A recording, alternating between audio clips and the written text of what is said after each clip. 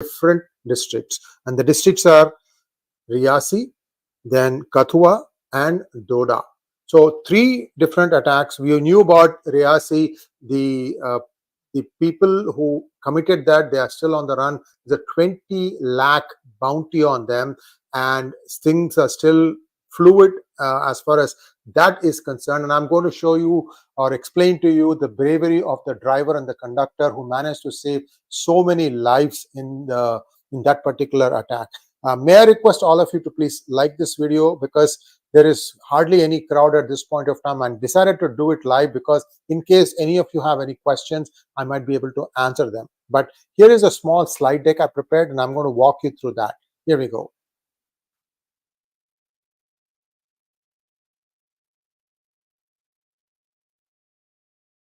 So this is the map of Jammu and Kashmir, and you have all the different areas clearly demarcated. You can see the line of control, you can see the Siachen Glacier, and so on. So our interest today is inside the Jammu region and the 9 districts that comprise Jammu. A second terror attack took place in Hiranagar area of Kathua in Jammu division. 1 terrorist has been killed thus far, and 1 more is at large. They are trying to hunt him down, and one person was injured in this attack. It luckily, actually 3 people were injured. 1 person was a little serious, but looks like he's going to be safe. So what happened here? About 48 hours ago, a guy called Amarjit Singh, he was killed. I should say his name was Amarjit. I don't know if it is a Singh. Amarjit, he was killed slashing neck style. And this aroused some suspicion because he was more of like a medicine provider. And this is a very densely populated area, the village of Kathua. And he was killed execution style. And they were wondering what was the reason. No clues had emerged.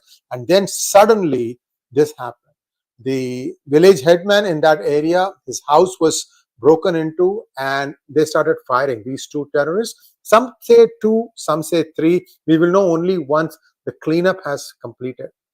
This is a dense area, and even though the police and the various groups knew what happened, it was they had to move very carefully so that civilian casualties don't happen. So luckily 1 has been neutralized, the other one is still going on. The encounter is still going on. I don't have the latest, but I'm sure during the course of the day you will know what happened. This Kathua, the place where this happened, is right on the national highway between Pathankot and Jammu, and it is about 8 kilometers from the international border. And how they got in, they must have really had some OGW, overground workers, help to accomplish this. And essentially there was a video that we did last night, about 4 hours ago, actually I should say 6 hours ago, where Mohit Kandhari in Hindi had explained exactly what had happened. So now, so far in this region, there has not been much of a difference. There's not been much of an update. And now I'm going to go to the third one. A third terror attack happened in the Doda area of Chenab Valley in Jammu division. Remember I told you 3 districts, right? Reasi, Doda, as well as Kathua. In this, what happened was the terrorists attacked an Indian Army's temporary operating base. They also call it TOB. In this incident, 1 Jawan has been injured, but luckily I think they could chase them off. I think now the terrorist mop-up operation is going on. Again, we will know during the course of the day, because right now it's just started to become daylight here, and we'll have to find out what happened there.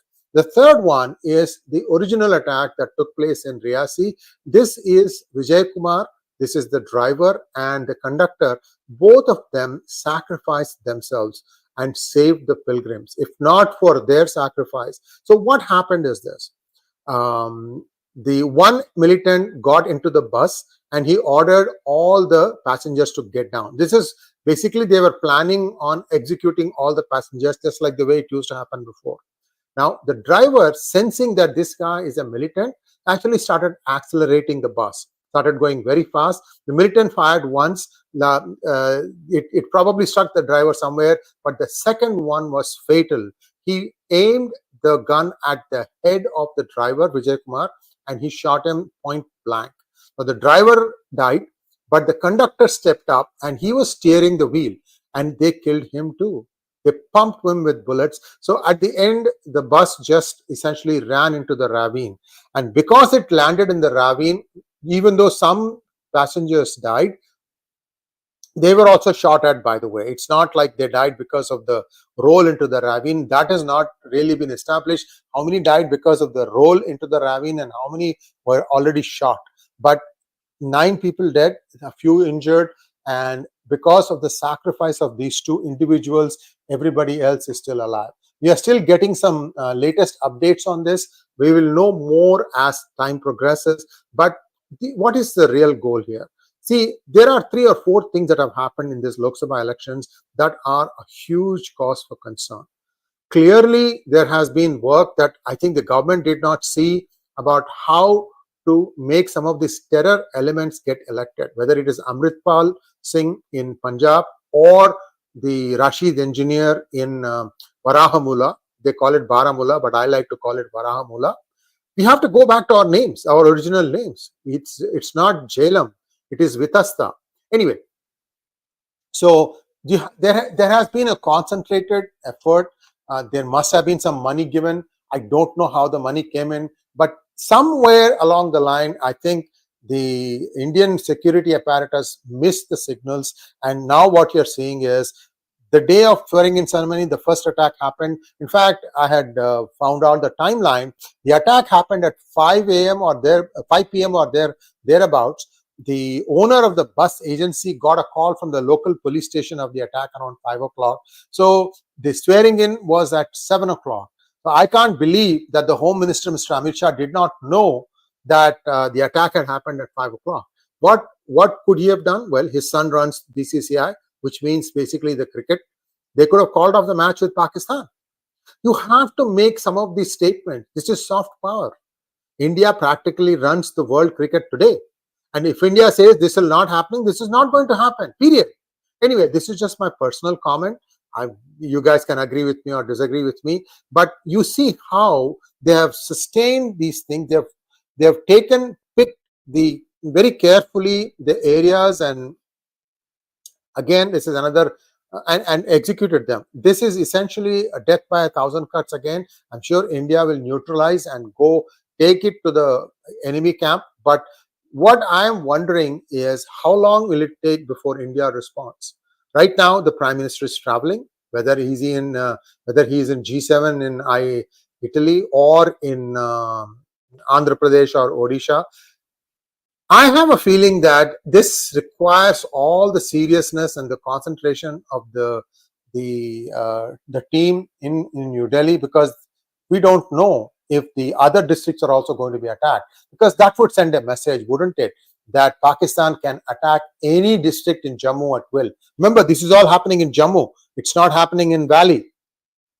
So a lot of undertones here, a lot of underlying subliminal messages. I only hope that the intelligence agencies as well as the troops on the ground will go through this calmly, collectedly, and make sure that nothing like this happens again. So I have a few questions here from you guys, and I'm just going to try and see if I can answer those questions. Here we go.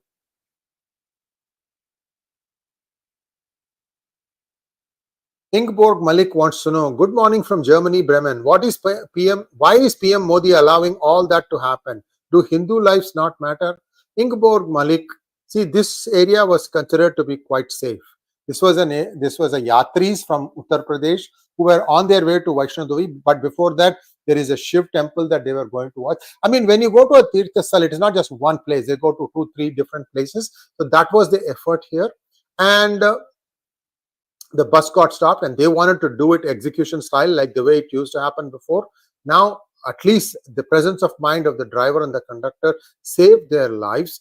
But what can Modi do? This is the day of swearing-in ceremony. Pakistan was not invited for it. They are, basically moping and sulking. I mean, these guys are laton ke bhoot, baaton se nahi manne wale. You have, anytime they do it, India needs to give a disproportionate response so that it becomes extremely expensive for them to even think about it the next time around. I really don't know what else happened. I mean, they have all the communication apparatus at their disposal. You have to wait and see what's going to happen. I have given you a bunch of links in the description section. Feel free to click on them, because that will give you additional data on top of what I am narrating here. I don't want to spend too much time giving you an update, because like I said, it is still fluid. Next question from Nanda Narsimhan. Good evening, sir. Now, what are the steps taken by the government to curb such activities? It is utmost shocking. Now, was this close to POK or another area? Sever all ties with Pakistan. All ties have already been severed. The only thing you can do is to basically kick them out of the World T20 Championship. It is possible. I don't know what India is going to do about that. I mean, usually what ends up happening is India will do nothing. I mean, Pakistan did beat Canada, so they have one in the win column. And to go to Super 8, I think they still have to win all their games and also hope for some other games to go their way. And only then they may be able to qualify. But it is possible that India might play them again. Will India then decide that, okay, I'm not going to play anymore? I don't know. Again, this is what I'm saying. What I'm saying is what your feedback is. By way of comments, you all have expressed that this is nonsense. These guys shouldn't be on the table. So will India act boldly and do that? I don't know. Again, I have been disappointed many times before. I've been telling you also that cricket is actually a rigged game, and its match fixing is rampant. A lot of influence of politicians, Bollywood, and also the drugs and mafia in it. So it's everything that shouldn't be there is there. But people still like to go and watch the game. People spend thousands of dollars, because now it's happening in the United States. I can only tell you that these are all like entertainment, like watching a movie. Don't get too disheartened when India loses. Don't get too excited when India wins. That's all I can tell you. Foreign powers are investing in destabilizing India's security. Yes, absolutely, Hotel California. But what can we do? What can we do? We can only defend India's territory. Hindus do not have memory of genocide. They have suffered for hundreds of years, killed in millions of Indians. Elsewhere, there are genocide and Holocaust museums. Yes, India does not take good care of its museums. Oftentimes, you see it very dirty, and then slowly objects start disappearing. In fact, what you are seeing in the Salar Jung Museum, some people call it Salar Junk Museum in Hyderabad, is like 20% of what used to be there. The old museum had a lot of stuff, and then they built this new building and they moved everything from there to here. Voila, 80% disappeared. This is just what I know of. And if you go to the museum today, you can see how much there is. There's a jade room, there's an ivory room, there is, army formations of how Napoleon's army was, cavalry, artillery, all that stuff. Amazing things. If you are a little bit historically inclined, you can get a lot of sense of the history. This is the family of 3 prime ministers, grandfather, father, son. They all were prime ministers, and they had a huge collection. That's how this. And I'm just giving you one museum. But yes, we don't take good care of our museums.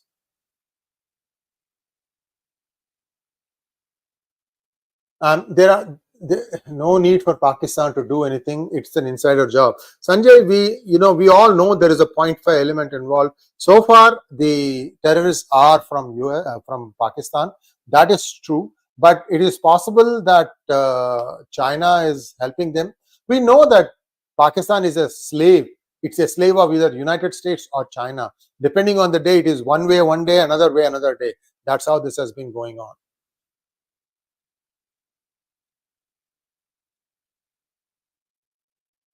Vivek Gupta saying this: lackluster attitude from this government is surprising and saddening, drifting away from the core BJP issues and taking Hindus for granted, resulting in the below par performance. Your view, sir. Vivek ji, I have given you a very dissected 11 reasons why BJP underperformed.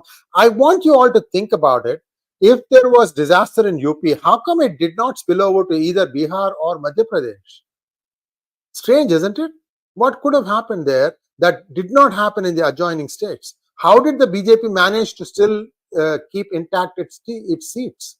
Clearly, there was interference. Yes, I agree. I mean, I have also put out a story on, I think it was, if I remember correctly, it was June 1st, on the day the exit polls were coming out. There was a direct foreign influence. I had put out which countries media was trying to meddle in India's affairs. It's a fairly detailed 69 slides, if I remember correctly. About 15, actually 49 minutes was the monologue, one of the longest ones that I have done.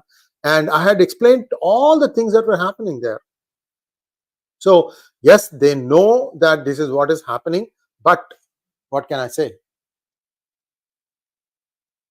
Thank you, Geeta Ahuja ji, for your super sticker.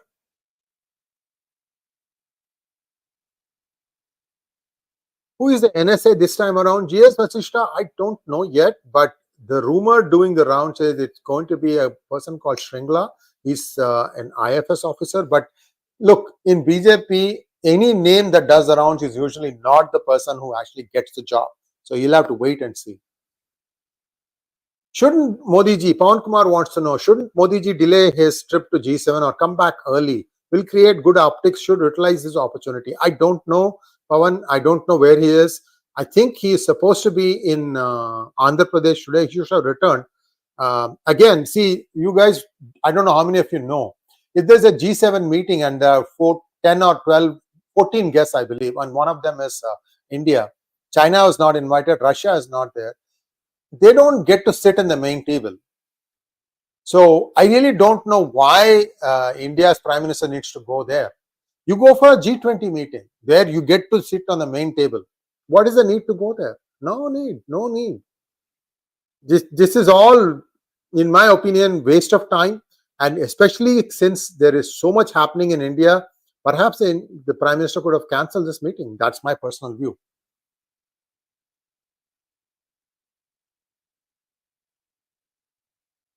Ashutosh Datta wants to know, what are security forces and intelligence doing? Modi should have given defense to Nitinji.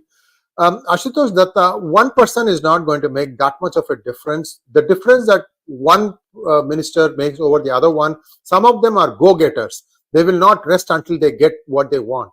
And Nitin Gadkari happens to be one such person. So this is what really drives some of these things. Yes, I agree that perhaps he would have been a better choice. But India has so many problems. Where all are you going to put this well-performing minister? Next question. Manov-san wants to know, what's motivating this sudden surge in attacks? Are enemies feeling emboldened due to election results? With elections as springboard, they seem to want to build momentum through terror follow-ups. Look, there are 4 or 5 things that happened, right? I told you. Amritpal Singh winning. How do they make sure that a guy who is a borderline terrorist locked up in a jail wins? So what happened? You know what is happening. If money is given, people will vote the way you want them to. It's as simple as that. We are corrupt to the core. We complain about corruption in the government, but we ourselves are corrupt. How are we going to fix that? Money is no object for all these people, right? It's 83 rupees to a dollar. If somebody is hell-bent, they'll spend $2-3 million, and that's a lot of money going about. Lot of money.